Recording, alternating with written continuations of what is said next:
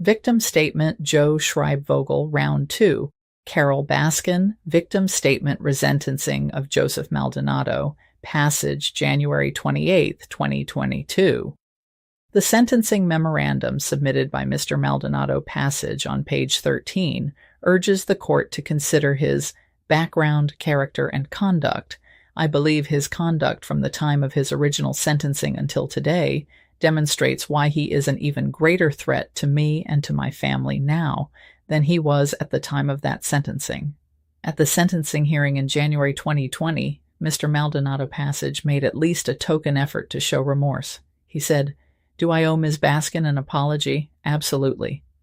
The apology was rendered half-hearted by his statement afterward, in effect blaming me for his behavior, but it was at least something. He also said, "I will continue to do what I need to do to help make the wrongs that I know of right. And I know I made mistakes, and I know what I have done is wrong, and I know it will never happen again." However, his actual conduct shows he continues to harbor intense feelings of ill will toward me. On social media since the original sentencing, Mr. Maldonado Passage has persistently posted derogatory statements about me that are attacks on my character, accuse me of crimes, or are threatening in nature, including an image referencing that I am dead. As in the past, many of these are personal in nature, and they consistently use foul language. The repeated refrain running through them is Carole Baskin, and referring to me as the bitch. This is a continuation of the obsessive attacks on me that were used as evidence at the trial. I think the context of these attacks is important to understand. The media insist on referring to my relationship with Mr. Maldonado Passage as a feud, implying that I responded in kind to his attacks, which is blatantly false. A feud is personal in nature. In contrast to his behavior, I have never posted personal attacks against him.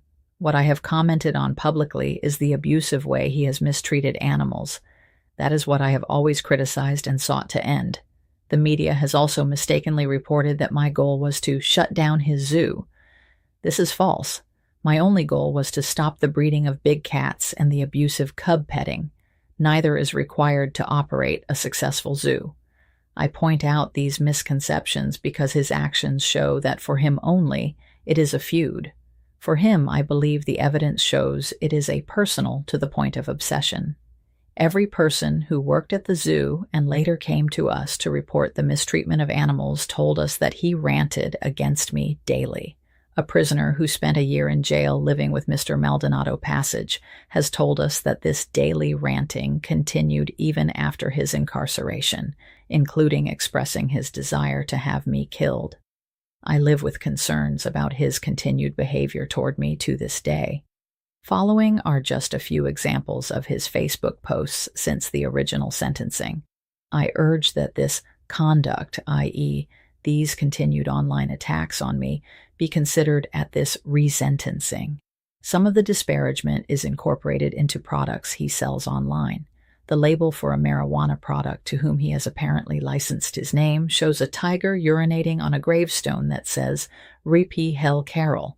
I truly believe that for years it has been Mr. Maldonado Passage's intention that his posts incite someone to commit violence against me.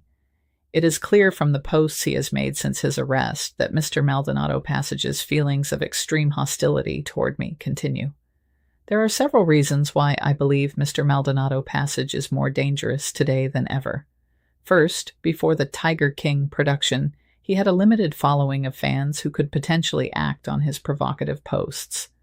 After Tiger King falsely portrayed him as a sympathetic victim, he has a much wider potential audience to provoke into violence.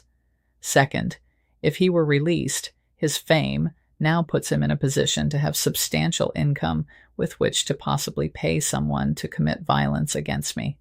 Third, and of particular concern to me, as far back as 2013, Mr. Maldonado Passage posted that if he ever had terminal illness, Tampa will be less one more person, clearly referring to me. I strongly believe that if he were released and diagnosed with terminal illness, and therefore had nothing to lose, he would make trying to take my life his last act. Because of this, I hope the court will view the possibility of serious illness as a reason to keep him confined, not a reason for clemency. Hi, I'm Carole Baskin via my artificial intelligence avatar today, and I've been writing my story since I was able to write. But when the media goes to share it, they only choose the parts that fit their idea of what will generate views.